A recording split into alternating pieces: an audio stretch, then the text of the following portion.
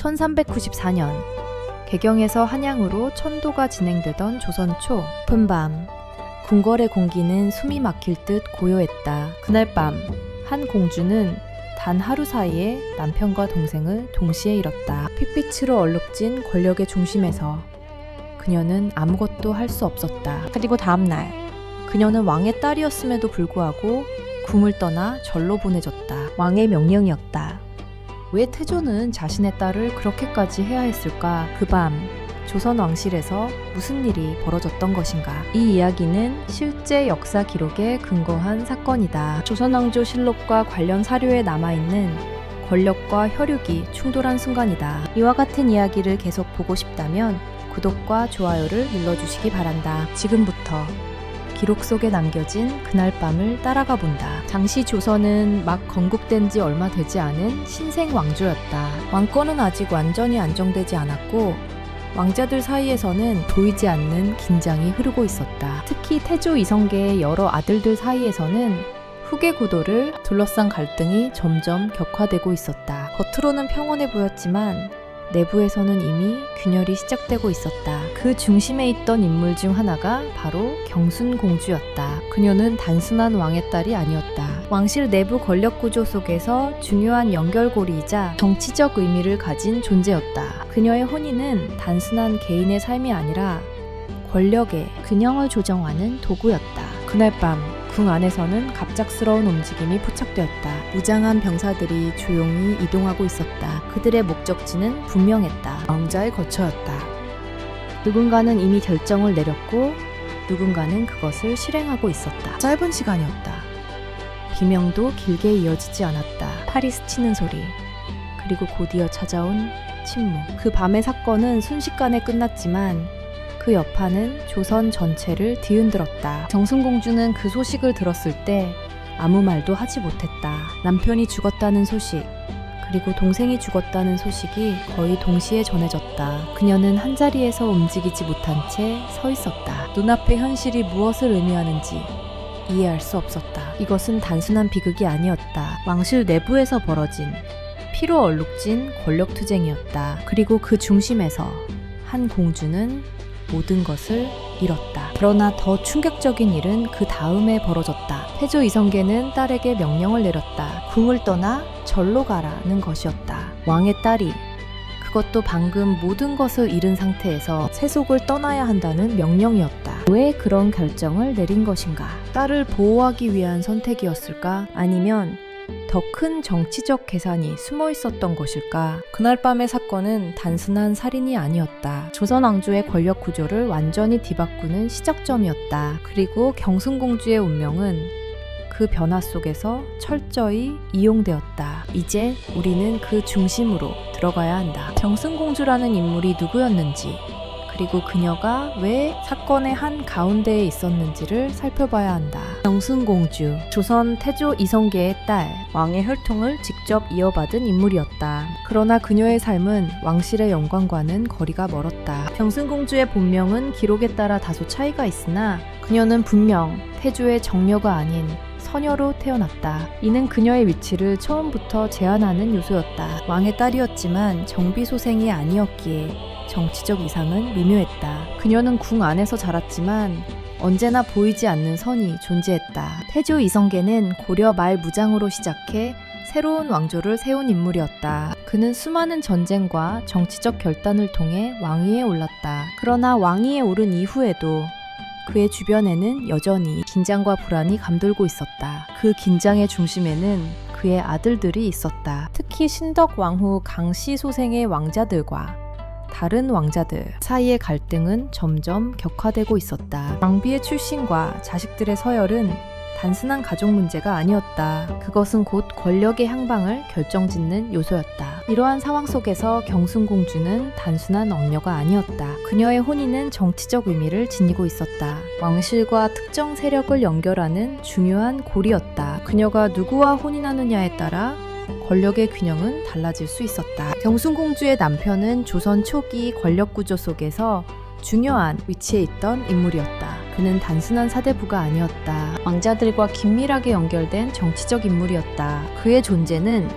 특정 왕자에게 힘을 실어주는 역할을 했다. 이 혼인은 감정이 아닌 계산이었다. 왕실은 언제나 그렇듯 혼인을 통해 세력을 조정했다. 경순공주 역시 그 흐름에서 벗어날 수 없었다. 그녀의 삶은 이미 결정된 길 위에 놓여 있었다. 어린 시절의 그녀는 비교적 조용한 환경에서 자랐다. 궁안의 교육을 받으며 예법과 언행을 익혔다. 왕녀로서 필요한 덕목을 배우며 성장했다. 그러나 그녀에게 주어진 교육은 단순한 교양이 아니었다. 언젠가 정치적 역할을 수행해야 할 존재로서의 준비였다. 그녀는 일찍부터 자신의 위치를 이해하고 있었다. 말 한마디, 행동 하나가 모두 의미를 가질 수 있다는 사실을 알고 있었다. 그래서 더욱 신중했고 감정을 쉽게 드러내지 않았다. 그녀의 삶은 언제나 긴장 속에 있었다. 혼인 이후 그녀의 위치는 더욱 복잡해졌다. 남편의 정치적 입장은 곧 그녀의 입장이 되었다. 왕실 내부의 갈등이 점점 격화될수록 그녀는 그 중심에 가까워지고 있었다. 그녀는 선택하지 않았지만 이미 선택된 상태였다. 당시 조선의 권력 구조는 단순하지 않았다. 태조의 의중, 왕비의 영향력, 왕자들의 경쟁, 그리고 대신들의 이해관계가 얽혀 있었다. 이 모든 것이 서로 충돌하며 불안정한 균형을 이루고 있었다. 경순공주는 그 복잡한 구조 속에 놓여 있었다. 그녀의 남편은 특정 왕자와 가까운 관계를 유지하고 있었다. 이는 곧 다른 왕자들에게는 위협으로 인식되었다. 조용히 이어지던 긴장은 점점 노골적인 대립으로 변하고 있었다. 누군가는 먼저 움직여야 하는 상황이 다가오고 있었다. 경순공주는 이러한 변화를 감지하고 있었다. 궁안의 분위기는 점점 무거워지고 있었다. 사람들의 시선이 달라지고 있었다. 말하지 않아도 알 수 있는 긴장감이 공기를 채우고 있었다. 그녀는 알고 있었다. 이대로라면 언젠가는 사건이 터질 것이라는 사실을, 그리고 그 사건이 단순한 갈등으로 끝나지 않을 것이라는 것도. 그러나 그녀에게는 선택권이 없었다. 왕녀로 태어난 순간부터 그녀의 삶은 그녀의 것이 아니었다. 그녀는 언제나 누군가의 의도 속에서 움직여야 했다. 그것이 왕실의 운명이었다. 그리고 마침내 그 밤이 다가오고 있었다. 모든 긴장이 폭발하는 순간, 피로 결말이 나게 될 권력투쟁의 시작점. 경순공주는 아직 알지 못했다. 자신이 곧 그 중심에 서게 될 것이라는 사실을. 1390년대 초, 조선이라는 새로운 왕조는 이제 막 형태를 갖추기 시작한 상태였다. 겉으로는 왕조가 세워졌지만 내부 구조는 아직 완전히 정리되지 않았다. 기존 고려 체제의 잔재와 새로운 질서가 충돌하고 있었다. 이 혼란 속에서 권력은 여전히 유동적이었다. 태초 이성계는 무력으로 왕조를 세운 인물이었다. 그의 권력은 강력했지만 동시에 불안정했다. 왕위는 차지했지만 왕권을 완전히 장악했다고 보기는 어려웠다. 그 이유는 분명했다. 왕위 계승 문제가 아직 정리되지 않았기 때문이었다. 조선 초기의 권력 구조에서 가장 중요한 요소는 적통과 후계자 문제였다. 누가 다음 왕이 될 것인가? 이 질문은 단순한 미래의 문제가 아니었다. 현재의 권력 관계를 결정짓는 핵심 변수였다. 태조의 장남인 이방우는 이미 사망한 상태였다. 차남 이방과와 다섯째 아들 이방원은 각각 강력한 정치적 기반을 가지고 있었다. 특히 이방원은 고려 말 정치와 조선 건국 과정에서 큰 공을 세운 인물이었다. 그는 스스로도 후계자로서의 자격이 있다고 생각하고 있었다. 그러나 상황은 그렇게 단순하지 않았다. 태조의 총애는 다른 방향으로 향하고 있었다. 신덕 왕후 강씨와 그녀의 아들들이 중심에 서고 있었다. 그 중에서도 어린 왕자였던 이방석은 세자로 책봉되었다. 이 결정은 조선의 권력 구조를 근본적으로 흔들어 놓았다. 정통성과 공신 세력 사이의 충돌이 시작되었다. 공을 세운 왕자와 대신들은 이 결정에 불만을 품고 있었다. 특히 이방원은 이 상황을 받아들일 수 없었다. 정치적 긴장은 점점 더 노골적으로 드러나기 시작했다. 조정에서는 겉으로는 충성을 이야기했지만 속으로는 각자의 이해관계를 개선하고 있었다. 왕자들 사이의 관계도 점점 멀어지고 있었다. 청제라는 이름은 점점 의미를 잃어가고 있었다. 이 시기 조선의 실질적인 정치 운영은 정도전과 같은 신진 사대부들이 주도하고 있었다. 그들은 새로운 국가체제를 구축하려 했다. 왕권을 중심으로 하되 신하들의 역할을 강화하는 방향이었다. 이는 기존의 무장중심 권력과는 다른 구조였다. 정도전은 특히 왕자들의 정치 개입을 경계했다. 그는 왕자들이 권력에 깊이 개입하는 것을 위험 요소로 보았다. 그래서 왕자들의 군사적 기반을 약화시키고 정치적 영향력을 제한하려 했다. 이러한 정책은 특정 왕자들에게 직접적인 위협이 되었다. 이방원은 이러한 움직임을 예의주시하고 있었다. 그는 자신이 점점 권력 중심에서 밀려나고 있다는 사실을 인식하고 있었다. 그리고 그것이 단순한 정치적 조정이 아니라 의도적인 배제라는 것도 알고 있었다. 이 시기의 권력 구도는 크게 두 축으로 나뉘고 있었다. 하나는 신덕 왕후와 세자 이방석을 중심으로 한 세력, 다른 하나는 공신 세력과 일부 왕자들, 특히 이방원을 중심으로 한 세력이었다. 이 두 세력은 점점 더 충돌에 가까워지고 있었다. 그만의 분위기는 점점 긴장으로 가득 차고 있었다. 사소한 말 한마디도 정치적 의미를 갖게 되었다. 누가 누구와 가까운지, 누가 누구를 피하는지, 이 모든 것이 권력의 신호로 해석되고 있었다. 정순공주는 이러한 변화 속에서 조용히 상황을 지켜보고 있었다. 그녀는 직접 정치에 참여하지 않았지만 모든 흐름을 느끼고 있었다. 왕실 내부의 균열이 점점 커지고 있다는 사실을 알고 있었다. 그녀의 남편 역시 이 권력 구조 속에서 중요한 위치에 있었다. 그의 선택은 단순한 개인의 판단이 아니었다. 그것은 곧 특정 세력에 대한 지지로 해석될 수 있었다. 그리고 그 선택은 생존과 직결되는 문제였다. 조선 초기의 정치 상황은 언제 폭발해도 이상하지 않은 상태였다. 겉으로는 질서가 유지되고 있었지만 그 아래에서는 끓어오르는 긴장이 존재했다. 누군가는 먼저 움직여야 했다. 그리고 그 움직임은 단순한 정치적 행동이 아니라 행사를 가르는 결정이 될 것이었다. 결정적인 순간은 점점 가까워지고 있었다. 누군가는 칼을 들 준비를 하고 있었고 누군가는 그것을 막을 방법을 찾지 못하고 있었다. 그리고 그 모든 흐름은 결국 하나의 밤으로 향하고 있었다. 그 밤은 조선의 권력 구조를 완전히 바꾸게 될 사건의 시작이었다. 그리고 경순공주의 삶 역시 그 밤을 기점으로 완전히 달라지게 된다. 1398년을 앞둔 시기, 조선의 권력 구조는 이미 임계점에 도달하고 있었다. 겉으로는 태평한 궁궐이었지만 내부에서는 서로를 향한 의심이 점점 노골적으로 드러나고 있었다. 왕자들 사이의 균열은 더 이상 감춰지지 않았다. 그리고 그 균열은 곧 충돌로 이어질 수밖에 없는 상태였다. 가장 먼저 위협을 감지한 쪽은 이방원이었다. 그는 자신을 둘러싼 정치적 움직임이 단순한 견제가 아니라 제거를 향하고 있다는 사실을 파악하고 있었다. 정도전을 중심으로 한 신진 세력은 왕자들의 군사적 기반을 해체하려 하고 있었다. 이는 단순한 권한 축소가 아니라 생존을 위협하는 조치였다. 특히 왕자들의 사병을 혁파하려는 논의는 결정적인 문제였다. 사병은 단순한 군사력이 아니었다. 그것은 왕자들이 자신을 지킬 수 있는 마지막 수단이었다. 이것이 사라진다면 왕자들은 언제든 정치적 희생양이 될 수 있었다. 이방원은 더 이상 물러설 수 없다고 판단했다. 그는 상황을 단순한 정치 싸움이 아닌 생존의 문제로 인식하기 시작했다. 그리고 그 판단은 그의 행동을 완전히 바꾸어 놓았다. 이제 그는 기다리는 사람이 아니라 먼저 움직이는 사람이 되었다. 그와 가까운 인물들도 같은 위기의식을 공유하고 있었다. 공신 세력 일부는 이미 신덕 왕후 세력과의 충돌을 예상하고 있었다. 그들은 조용히 정보를 교환하며 상황을 분석하고 있었다. 누가 어느 편에 서 있는지,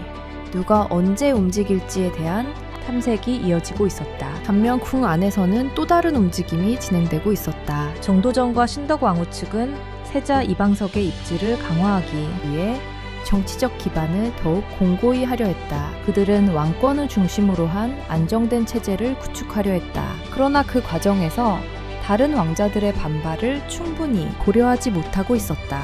특히 이방원의 존재는 그들에게 부담이었다. 그는 단순한 왕자가 아니었다. 이미 정치와 군사에서 실질적인 경험을 쌓은 인물이었다. 그를 억제하지 못한다면 언제든 위협이 될 수 있었다. 이러한 상황 속에서 궁궐의 공기는 점점 더 무거워지고 있었다. 사람들은 말을 아끼기 시작했다. 누구 앞에서 어떤 말을 해야 하는지 신중하게 계산해야 했다. 작은 실수 하나가 생명을 위협할 수 있는 시기였다. 정순공주는 이러한 긴장 속에서 점점 더 불안함을 느끼고 있었다. 궁 안의 분위기는 이전과 완전히 달라져 있었다. 사람들의 눈빛이 변하고 있었다. 서로를 바라보는 시선 속에 의심이 담겨 있었다. 그녀의 남편 역시 이러한 변화의 중심에 있었다. 그는 특정 왕자와 긴밀한 관계를 유지하고 있었고 이는 바른 세력에게는 분명한 위협으로 인식되었다. 그의 존재는 단순한 개인이 아니라 하나의 정치적 상징이 되었다. 그리고 상징은 언제나 제거의 대상이 될 수 있었다. 어느 날 궁 안에서 작은 소문이 돌기 시작했다. 누군가가 먼저 움직일 것이라는 이야기였다. 정확한 시점은 알 수 없었지만 그날이 멀지 않았다는 것은 모두가 느끼고 있었다. 이 소문은 빠르게 퍼져나갔다. 이방원 측에서는 이미 구체적인 계획이 논의되고 있었다. 단순한 대응이 아니라 선제적인 행동이 필요하다는 결론에 도달하고 있었다. 그들은 목표를 설정하고 있었다. 누가 먼저 제거되어야 하는지, 누구를 살려두어야 하는지에 대한 판단이 이루어지고 있었다. 이 결정은 가벼운 것이 아니었다. 그것은 곧 피를 의미했다. 성재와 신하가 서로를 향해 칼을 들게 되는 상황이었다. 그러나 이미 되돌릴 수 없는 단계에 들어선 상태였다. 정승공주는 점점 다가오는 불안 속에서 아무것도 할 수 없었다. 그녀는 왕녀였지만 권력의 중심에서 직접 행동할 수 있는 위치는 아니었다. 그녀는 모든 것을 지켜보는 입장이었다. 그리고 그것이 더욱 고통스러웠다. 그녀는 알고 있었다. 이 상황이 단순히 지나갈 수 없다는 것을.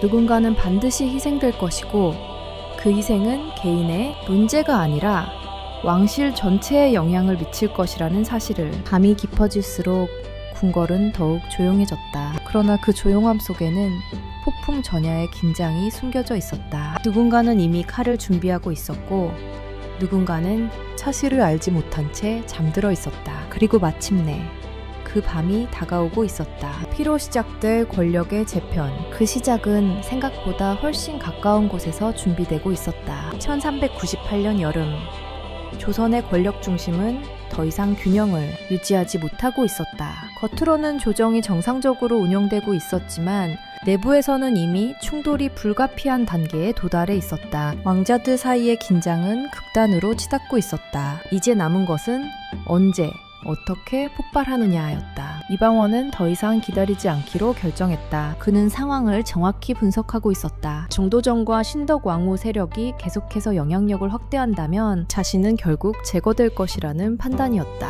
이것은 정치적 경쟁이 아니라 생존을 건 문제였다. 그는 조용히 사람들을 모으기 시작했다. 자신과 이해관계를 공유하는 인물들, 그리고 결단을 매드니즘 함께할 수 있는 자들을 선별했다. 그 과정은 은밀하게 진행되었다. 겉으로는 아무런 변화가 없는 것처럼 보였지만 내부에서는 치밀한 준비가 이루어지고 있었다. 그의 주변에는 이미 검증된 인물들이 있었다. 과거 전장에서 함께했던 무장들, 그리고 정치적으로 그를 지지하는 대신들이었다. 이들은 단순한 동료가 아니었다. 목숨을 걸고 함께할 수 있는 집단이었다. 이방원은 목표를 명확히 설정했다. 첫 번째는 정도전. 그는 조선의 새로운 체제를 설계한 인물이었지만 동시에 왕자들의 권한을 제한하려 했던 중심 인물이었다. 그를 제거하지 않는다면 권력의 방향은 바뀌지 않을 것이었다. 두 번째는 신덕 왕후 세력. 특히 세자 이방석과 그 주변 인물들은 반드시 제거되어야 하는 대상으로 인식되었다. 이들은 단순한 가족이 아니라 정치적 경쟁자였다. 그리고 이 경쟁은 타협으로 끝날 수 없는 성격의 것이었다. 계획은 단순하면서도 치밀했다. 빠른 시간 안에 주요 인물들을 동시에 제거하는 것이 핵심이었다. 시간이 지체되면 반격의 가능성이 생기기 때문이었다. 그래서 모든 움직임은 한밤중에 이루어질 예정이었다. 이방원은 직접 실행에 참여하기로 결정했다. 그는 이 사건을 단순히 지시하는 위치에 두지 않았다. 자신이 앞장서야 한다고 판단했다. 그것이 자신의 의지를 증명하는 방식이었다. 궁 안에서는 여전히 평온한 일상이 이어지고 있었다. 그러나 그 평온함은 오래가지 않았다. 이미 보이지 않는 곳에서는 모든 준비가 끝나가고 있었다. 누군가는 그날 밤을 마지막으로 맞이하게 될 운명이었다. 정승공주의 주변에서도 미묘한 변화가 감지되고 있었다. 남편의 표정이 이전과 달라지고 있었다. 그는 점점 말수가 줄어들었고 깊은 생각에 잠긴 시간이 많아졌다. 무언가를 알고 있었지만 말하지 않고 있었다. 그녀는 그 변화를 느끼고 있었다. 그러나 정확한 이유를 알 수는 없었다. 궁 안에서 흐르는 긴장감과 남편의 변화가 서로 연결되어 있다는 것은 분명했지만 그 실체는 보이지 않았다. 어느 날 밤 그녀는 남편에게 조심스럽게 물었다. 궁 안의 분위기가 이상하다고 느껴진다고. 무슨 일이 일어나고 있는 것인지 알고 싶다고. 그러나 돌아온 대답은 짧았다. 아무 일도 없을 것이라는 말. 그리고 걱정하지 말라는 말. 그 말은 오히려 더 큰 불안을 남겼다. 그녀는 직감하고 있었다. 무언가가 이미 시작되었다는 것을.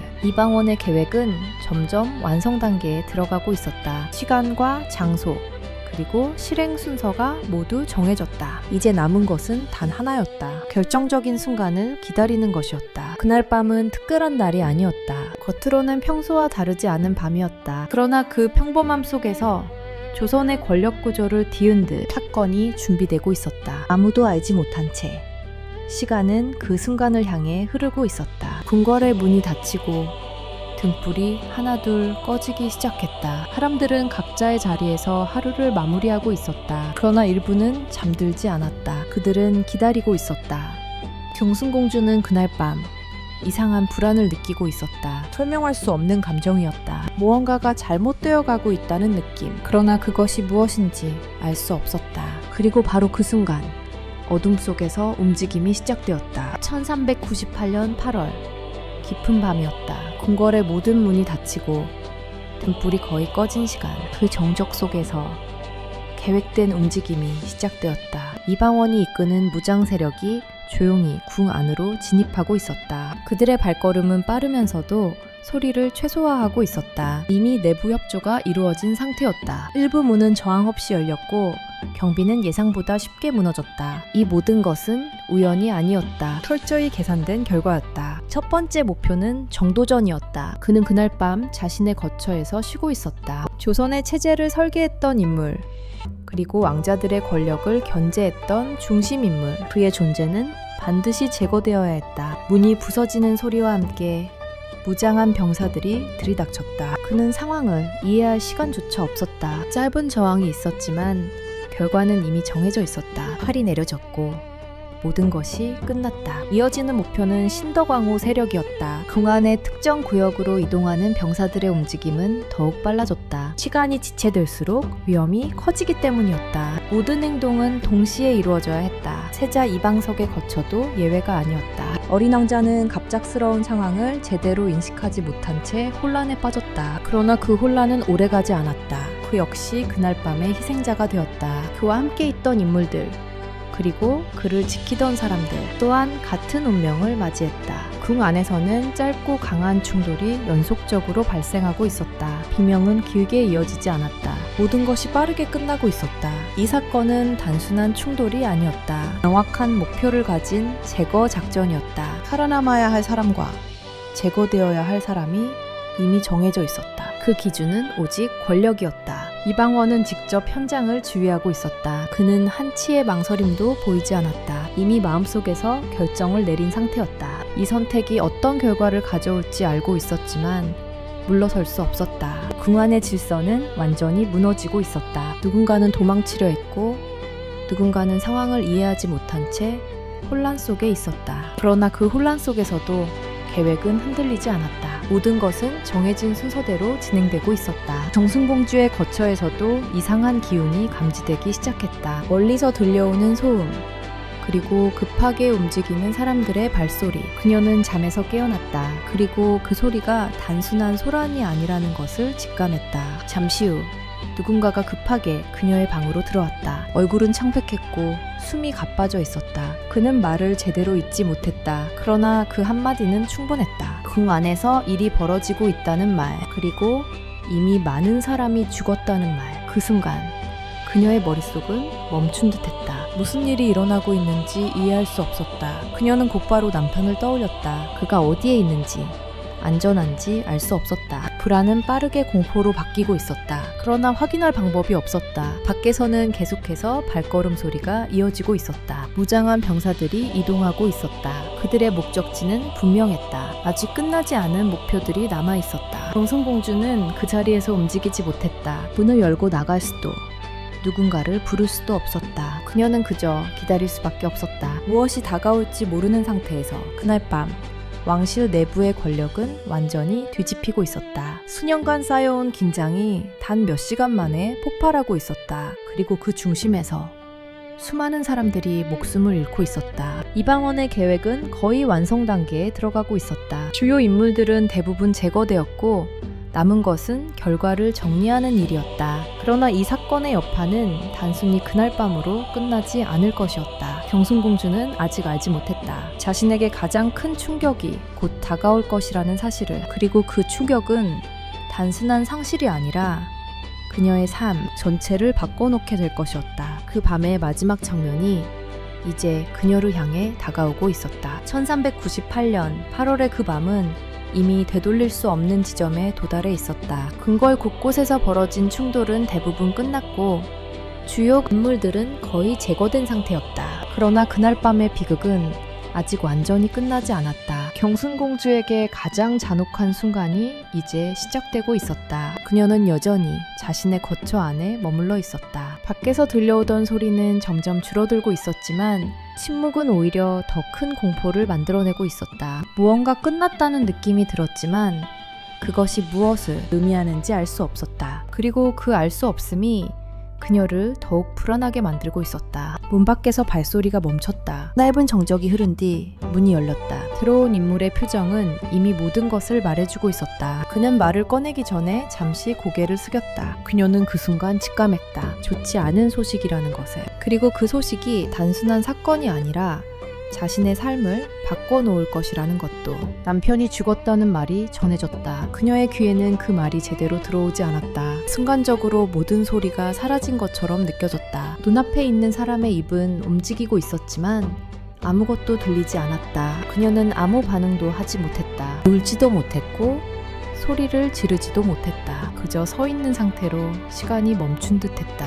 현실을 받아들일 수 없었다. 그러나 그것으로 끝이 아니었다. 곧이어 또 다른 소식이 전해졌다. 동생이 죽었다는 말이었다. 같은 밤, 같은 시간대에 벌어진 일이었다. 그녀의 몸이 순간적으로 흔들렸다. 이제는 부정할 수 없는 현실이었다. 두 사람을 동시에 잃었다는 사실이 한꺼번에 밀려왔다. 그것은 감당하기 어려운 충격이었다. 그녀는 천천히 바닥에 주저앉았다. 손은 떨리고 있었고 시선은 허공을 향하고 있었다. 눈물은 나오지 않았다. 오히려 아무 감정도 느껴지지 않는 상태에 가까웠다. 이것은 단순한 개인의 비극이 아니었다. 왕실 내부에서 벌어진 권력투쟁의 결과였다. 그리고 그 결과는 가장 가까운 사람들의 죽음으로 나타났다. 그녀는 그 중심에서 모든 것을 잃었다. 그날 밤 궁궐은 다시 조용해졌다. 그러나 그 조용함은 평온함이 아니었다. 피로 얼룩진 침묵이었다.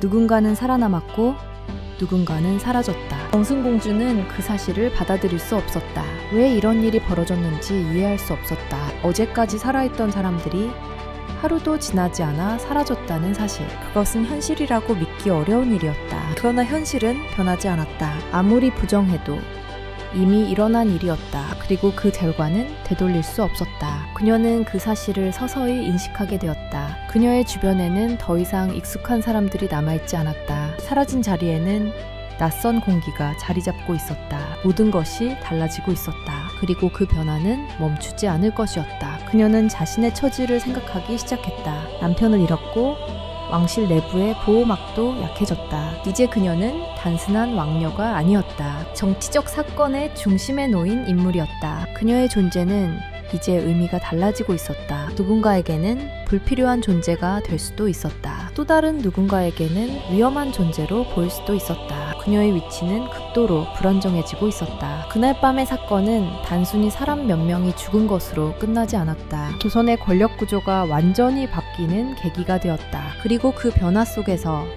경순공주의 삶은 완전히 무너졌다. 아침이 다가오고 있었다. 어둠이 조금씩 걷히고 있었지만 그 빛은 아무것도 치유하지 못했다. 오히려 모든 것을 더 선명하게 드러낼 뿐이었다. 사라진 사람들, 그리고 남겨진 사람들. 경순공주는 여전히 그 자리에 앉아 있었다. 시간이 얼마나 지났는지도 알 수 없었다. 그녀의 삶은 그 밤을 기점으로 완전히 달라졌다. 그리고 그 변화는 이제 시작에 불과했다. 이제 남은 것은 하나였다. 그녀가 이 상황 속에서 어떻게 살아남을 것인가. 그러나 그 선택조차 그녀의 의지로 결정할 수 있는 것이 아니었다. 1398년 8월의 밤이 지나고 조선의 궁궐에는 낯선 정적이 내려앉았다. 그 정적은 평온함이 아니었다. 누군가는 사라지고 누군가는 살아남은 뒤에 남는 공허함이었다. 그리고 그 공허함 속에서 경순공주는 완전히 고립되어 가고 있었다. 아침이 밝았지만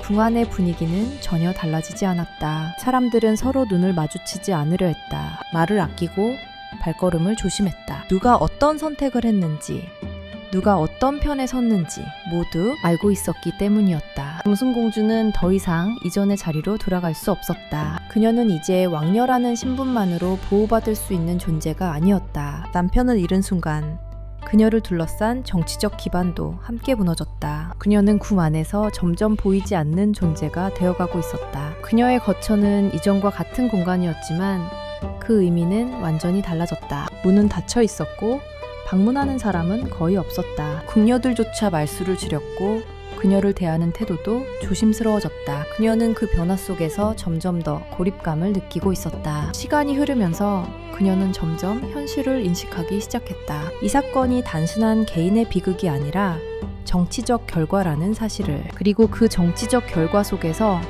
자신이 더 이상 중요한 존재가 아니라는 사실을, 그것은 또 다른 형태의 상실이었다. 그녀는 스스로를 돌아보기 시작했다. 자신이 어디에 서 있는지, 무엇을 잃었는지, 그리고 무엇이 남아있는지를. 그러나 돌아오는 답은 단순했다. 남은 것은 거의 없었다. 그녀는 더 이상 기대할 수 있는 것이 없다는 것을 느끼고 있었다. 왕실 내부에서 그녀를 지켜줄 사람은 사라졌고 정치적으로 그녀를 필요로 하는 세력도 존재하지 않았다.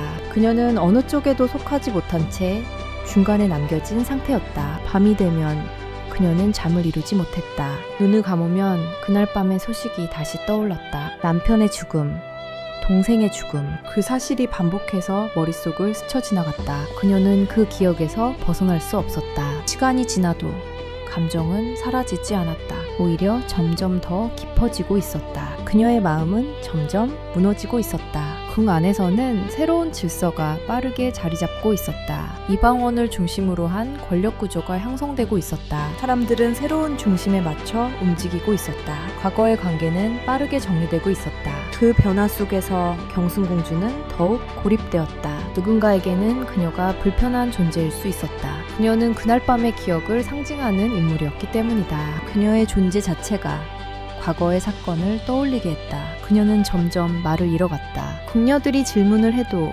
짧게 대답하거나 침묵으로 일관했다. 감정을 표현하는 것도 줄어들었다. 그녀는 스스로를 점점 닫아가고 있었다. 어느 날 그녀는 거울 앞에 섰다. 그러나 거울 속의 모습은 낯설게 느껴졌다. 이전의 자신과는 전혀 다른 사람이 서 있는 것 같았다. 그녀는 그 변화를 스스로도 받아들이기 어려웠다. 그녀는 생각하기 시작했다. 이곳에 계속 머물러야 하는 이유가 있는지에 대해. 궁이라는 공간이 더 이상 자신을 지켜주지 못한다는 사실을 느끼고 있었다. 오히려 이곳은 그녀를 더 깊은 고통 속에 가두고 있었다. 시간이 흐를수록 그녀의 존재는 점점 희미해지고 있었다. 사람들의 기억 속에서도 그녀는 점점 멀어지고 있었다. 그녀는 살아있었지만 존재감은 사라지고 있었다. 그것은 또 다른 형태의 소멸이었다. 그러던 어느 날 궁 안에 새로운 소식이 전해졌다. 왕의 명이 내려졌다는 이야기였다. 그 명령은 특정 인물에게 내려진 것이었다. 그리고 그 인물은 바로 경순공주였다. 그녀는 그 소식을 들었을 때 잠시 아무 말도 하지 못했다. 이미 모든 것을 잃은 상태였지만 아직 끝나지 않았다는 사실을 깨달았다. 그녀의 삶은 여전히 누군가의 결정에 의해 움직이고 있었다. 이제 그녀는 또 하나의 선택을 강요받게 될 것이었다. 그리고 그 선택은 그녀를 완전히 다른 길로 이끌게 될 것이었다. 왕의 명이 내려진 이후 궁궐의 시선은 다시 한번 경순공주에게 집중되기 시작했다. 그녀는 이미 모든 것을 잃은 상태였지만 여전히 왕의 딸이었다. 그리고 왕의 딸에게 내려지는 결정은 언제나 단순한 개인의 문제가 아니었다. 그것은 권력의 의지이자 정치적 판단의 결과였다. 패조 이성계는 직접적인 설명을 하지 않았다. 명령은 짧았고 명확했다. 궁을 떠나 절로 갈 것, 세속의 삶을 정리하고 불문에 들어갈 것, 그것이 전부였다. 경순공주는 그 명을 들었을 때 반문하지 않았다. 이미 그녀는 알고 있었다. 이 결정이 자신의 의지와는 무관하다는 사실을, 그리고 거부할 수 없는 명령이라는 것도. 그러나 이 명령의 의미는 단순하지 않았다. 왕의 딸이 출가한다는 것은 개인의 선택이 아니라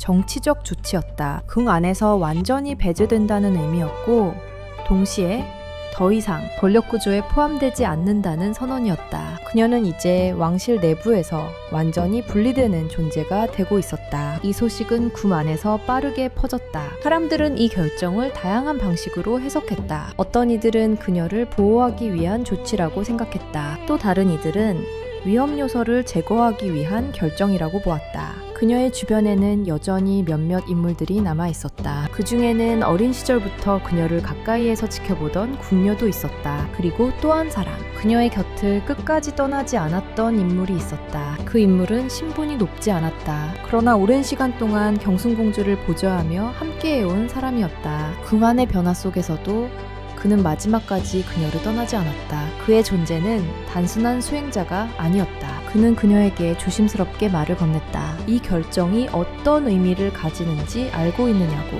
그리고 이 길이 얼마나 외로운 길이 될 것인지에 대해서도. 그러나 그의 말에는 두려움보다 걱정이 담겨 있었다. 경순공주는 잠시 그를 바라보았다. 그리고 짧게 대답했다. 이미 알고 있다는 말, 그리고 선택할 수 없다는 말. 그는 더 이상 말을 잇지 않았다. 그녀의 표정에서 모든 것을 읽을 수 있었기 때문이다. 그녀는 이미 결정을 받아들인 상태였다. 그것은 체념에 가까운 수용이었다. 그날 이후 준비가 시작되었다. 화려했던 왕녀의 생활은 빠르게 정리되었다. 의복과 장신구는 하나둘씩 정리되었고 그녀를 둘러싸고 있던 모든 것이 사라지기 시작했다. 궁녀들도 하나둘씩 물러났다. 끝까지 남아있던 몇 명만이 그녀의 마지막 시간을 함께하고 있었다. 그 중에서도 그 인물은 끝까지 자리를 지켰다.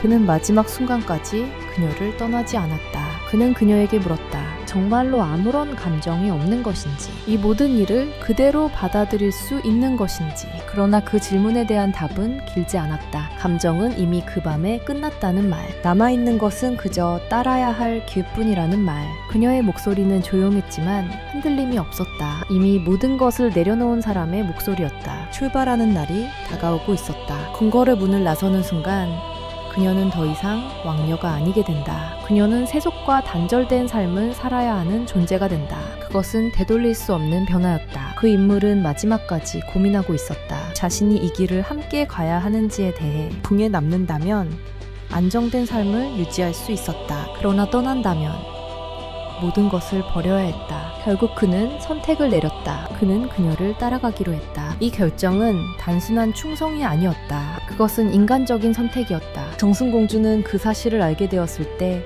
잠시 그를 바라보았다. 그리고 아무 말도 하지 않았다. 그러나 그 짧은 침묵 속에는 많은 의미가 담겨 있었다. 그녀는 처음으로 완전히 혼자가 아니라는 사실을 느끼고 있었다. 궁궐의 문이 열리는 날, 그녀의 삶은 완전히 다른 방향으로 향하게 된다. 그리고 그 길 위에서 그녀는 더 이상 과거의 인물이 아니게 된다.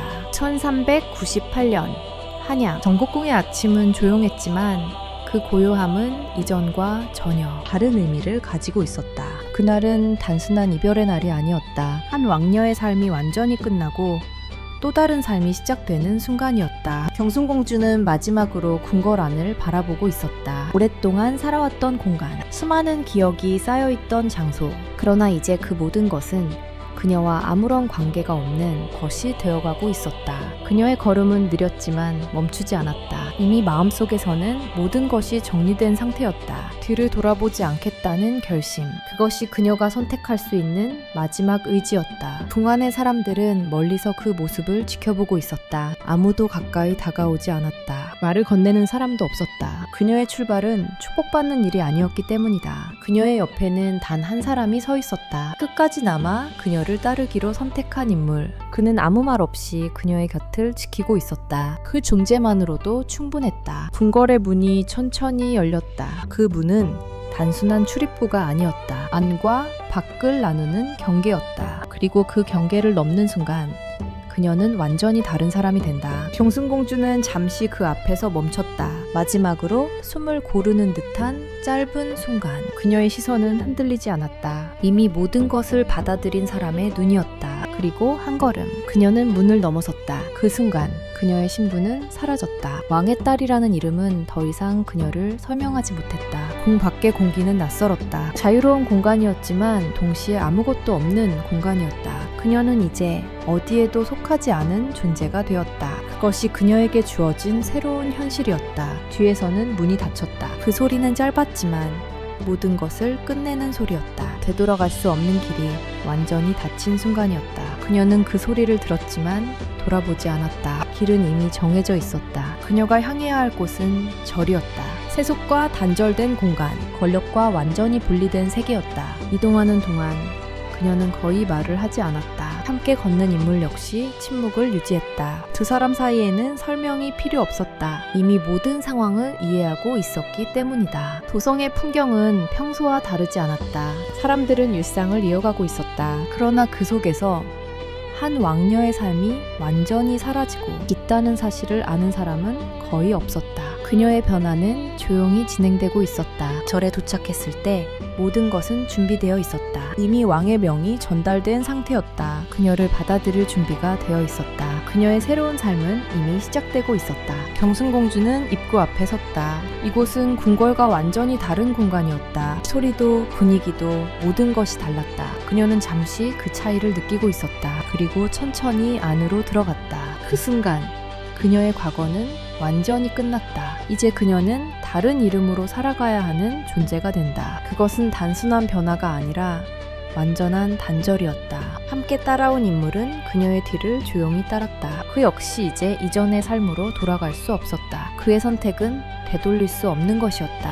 그러나 그의 발걸음에는 망설임이 없었다. 경순공주는 더 이상 아무것도 기대하지 않았다. 그녀의 삶은 이미 모든 것을 잃은 상태였다. 그리고 지금 그 남아있던 마지막 연결마저 끊어지고 있었다. 이제 남은 것은 오직 하나였다. 이곳에서 새로운 방식으로 살아가는 것. 그것이 그녀에게 남겨진 유일한 길이었다. 1398년 이후 조선의 권력 구조는 급격하게 재편되었다. 그 중심에는 이방원이 있었다. 그날 밤 이후 그는 더 이상 단순한 왕자가 아니었다. 실질적인 권력을 장악한 인물로 떠오르고 있었다. 궁궐 내부는 빠르게 정리되기 시작했다. 정도전을 중심으로 한 신진 세력은 완전히 제거되었고 흥덕 왕후의 영향력 역시 급격히 약화되었다. 패자 이방석이 사라진 순간 기존의 권력 구도는 더 이상 유지될 수 없었다. 태조 이성계는 이 사건 이후 큰 충격을 받았다. 그는 왕위에 올랐지만 자신의 왕조 안에서 벌어진 피해, 충돌을 막지 못했다. 자신의 아들들이 서로를 죽이는 상황. 그것은 단순한 정치적 실패를 넘어선 일이었다. 그의 태도는 점점 변해갔다. 정치에 대한 의지는 약해졌고 왕으로서의 역할에도 거리를 두기 시작했다. 조정의 분위기 역시 달라지고 있었다. 이방원을 중심으로 한 새로운 질서가 자리 잡고 있었다. 대신들은 빠르게 움직였다. 누가 새로운 중심인지 판단하고 그에 맞춰 입장을 정리했다. 충성의 방향은 바뀌고 있었다. 그리고 그 변화는 매우 현실적이었다. 이방원은 단순히 사건을 일으킨 인물이 아니었다. 그는 그 이후의 상황까지 통제하고 있었다. 권력의 공백을 빠르게 채우고 자신의 기반을 강화해 나갔다. 그의 행동은 매우 체계적이었다. 그는 조정을 장악하는 데 집중했다. 군사력뿐만 아니라 행정과 인사까지 영향력을 확대해 나갔다. 이제 그는 누구도 쉽게 견제할 수 없는 위치에 올라가고 있었다. 그날 밤의 선택은 그를 권력의 중심으로 끌어올렸다. 한편 궁 밖으로 밀려난 인물들의 운명은 빠르게 잊혀지고 있었다. 그날 밤 희생된 사람들에 대한 언급은 점점 줄어들었다. 기록은 남았지만 현실에서는 그 의미가 희미해지고 있었다. 권력은 항상 새로운 중심을 향해 움직였다. 경순공주의 존재 역시 점점 잊혀지고 있었다. 궁궐 안에서 그녀를 언급하는 사람은 거의 없었다. 그녀는 더 이상 정치적 의미를 가지지 않는 인물이 되었기 때문이다. 그녀의 이름은 점점 기록 속으로만 남게 되었다. 그 절에서의 삶은 궁궐과 완전히 달랐다. 그곳에는 권력도 경쟁도 없었다. 그러나 그렇다고 해서 평온함이 곧 위로가 되는 것은 아니었다. 그녀의 마음속에는 여전히 지워지지 않는 기억이 남아있었다. 시간은 흘러갔다. 궁궐에서는 새로운 정치가 계속해서 이어지고 있었고 궁궐에서는 조용한 일상이 반복되고 있었다. 두 공간은 완전히 다른 흐름 속에 있었다. 함께 절로 향했던 인물은 여전히 그녀의 곁에 있었다. 그는 말이 많지 않았지만 항상 같은 자리에 있었다. 그 존재는 눈에 띄지 않았지만 사라지지도 않았다. 그는 변하지 않는 유일한 요소였다. 경순공주는 점점 말을 줄이고 있었다. 과거를 떠올리는 일도 줄어들고 있었다. 그러나 그것이 완전한 잊힘을 의미하지는 않았다. 그녀는 그 기억을 마음속 깊은 곳에 묻어두고 있었다. 조선은 계속해서 변화하고 있었다. 이방원은 결국 왕위에 오르게 되고 새로운 시대를 열게 된다. 그 과정에서 수많은 정치적 변화가 이어진다. 그러나 그 시작점에는 언제나 그날 밤이 존재하고 있었다. 그 밤의 사건은 조선 역사에서 중요한 전환점이었다. 권력은 피를 통해 재편되었고 새로운 질서가 만들어졌다. 그리고 그 과정에서 많은 개인의 삶이 희생되었다. 경순공주의 삶 역시 그중 하나였다. 그녀의 이야기는 점점 사람들의 기억에서 사라지고 있었지만 기록 속에서는 여전히 존재하고 있었다. 그 기록은 단순한 사건의 나열이 아니었다. 그 시대의 선택과 결과를 보여주는 증거였다. 이제 남은 것은 하나였다.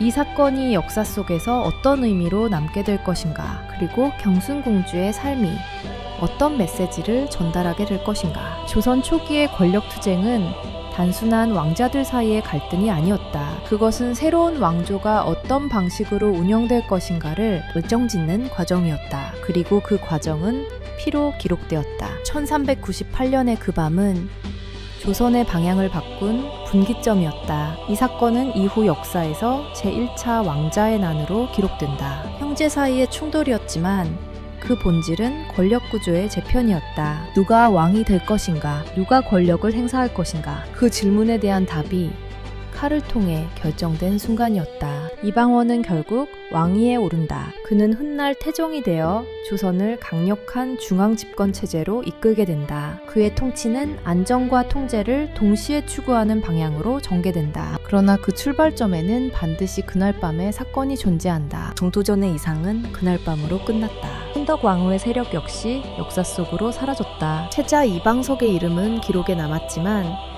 권력의 중심에서는 완전히 지워졌다. 조선의 초기 설계는 그 사건을 통해 완전히 수정되었다. 그리고 그 중심에서 경순공주의 삶은 완전히 바뀌었다. 그녀는 왕의 딸로 태어났지만 권력의 보호를 받지 못했다. 오히려 권력의 충돌 속에서 가장 먼저 배제된 존재가 되었다. 그녀의 삶은 선택이 아닌 결과였다. 소설에서의 그녀의 삶은 기록이 많지 않다. 그녀가 어떤 생각을 했는지, 어떤 감정을 느꼈는지는 자세히 남아있지 않다. 그러나 한 가지는 분명하다. 그녀는 조선 왕실의 가장 격렬한 순간을 온몸으로 겪은 인물이었다. 그녀는 하루 사이에 모든 것을 잃었다. 남편과 동생, 그리고 자신의 자리. 그 이후의 삶은 그 상실 위에서 이어진 시간이었다. 역사는 종종 승자의 기록으로 남는다. 이방원의 성공과 태종의 통치는 강하게 기억된다. 그러나 그 이면에는 수많은 개인의 희생이 존재한다. 경순공주의 삶은 그 사실을 보여주는 대표적인 사례다. 그녀는 권력을 원하지 않았다. 정치적 선택을 직접 한 것도 아니었다. 그러나 그녀는 권력의 한가운데에 놓였다. 그리고 그 결과를 가장 깊이 감당해야 했다. 태조 이성계의 선택 역시 단순하지 않았다. 그가 딸을 절로 보낸 이유는 여러 해석이 존재한다. 보호를 위한 결정이라는 시각도 있고 정치적 부담을 제거하기 위한 선택이라는 시각도 있다. 어느 쪽이든 그 결정은 한 사람의 삶을 완전히 바꾸어 놓았다. 이 사건은 단순한 과거의 이야기가 아니다. 권력이 어떻게 작동하는지, 그리고 그 권력이 개인에게 어떤 영향을 미치는지를 보여주는 사례다. 역사는 언제나 구조와 개인이 동시에 움직이는 공간이다. 경순공주의 이름은 화려하게 남지 않았다. 그녀는 위대한 업적을 남긴 인물로 기록되지도 않았다. 그러나 그녀의 삶은 조선이라는 국가의 가장 어두운 순간과 연결되어 있다. 그 점에서 그녀의 존재는 결코 가볍지 않다. 조선왕조실록은 이 사건을 담담하게 기록한다. 사건의 흐름과 결과를 중심으로 서술한다. 그러나 그 기록 사이에는 드러나지 않는 감정이 존재한다. 그 감정은 기록되지 않았지만 분명히 존재했던 것이다. 우리는 그 기록을 통해 사건을 이해할 수 있다. 그러나 그 속에 있던 개인의 삶까지 완전히 이해할 수는 없다. 그래서 이러한 이야기는 반복해서 되짚어볼 필요가 있다. 그 안에 담긴 의미를 다시 생각하기 위해서다. 경순공주의 삶은 질문을 남긴다. 권력은 누구를 위해 존재하는가? 그리고 그 권력은 어떤 대가를 요구하는가? 그 질문은 조선시대에만 해당되는 것이 아니다. 역사는 반복되지 않지만 그 안의 구조와 선택은 언제나 비슷한 모습을 보인다. 권력은 언제나 중심을 만들고 그 중심 밖의 사람들은 그 결과를 감당해야 한다. 1398년의 그 밤, 한 왕녀의 삶이 끝나고 또 다른 삶이 시작된 순간, 그 사건은 단순한 과거가 아니다. 지금까지 이어지는 질문의 출발점이다.